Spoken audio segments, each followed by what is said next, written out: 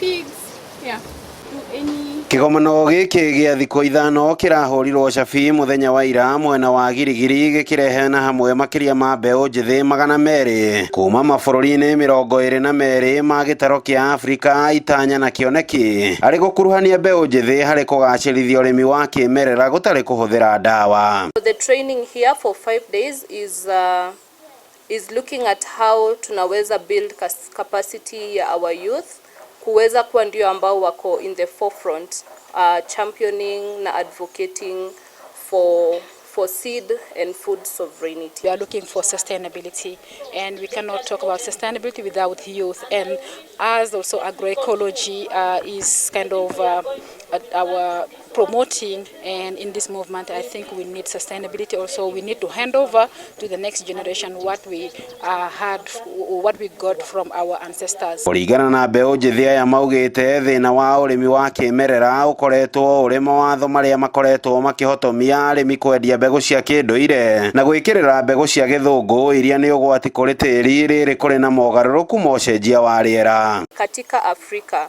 sheria ambazo zina govern mambo ya mbegu ni sheria ambazo ziko very punitive, zina segregate wakulima wale ambao ni wadogo ambao tunaita smallholder farmers. Ziko mostly focused on promoting the commercial seed system. Provide targeted funding, training and incubating support to youth enterprises rooted in agroecological principles to boost local economies and sustainable job creation. Kĩgomano kĩrehete na hamwe ona arĩmi arĩa maikĩtie matukũ na arĩa makoretwo makĩhũthĩra njĩra cia tene kũiga mbegũ iria nĩ hamwe na gũcuria mĩcakwe ya mbembe riko, kũiga mbeũ na mũhu itikagĩe na ũgunyu. Rĩu mawĩko maya magĩtanywo kwandandũrwo kũgerera ũgĩ ũrĩa ũrĩ na mbeũ njĩthĩ arĩa mararika ũrĩmi-inĩ. Some of the policies we want our governments at the local level, regional level, various economic blocks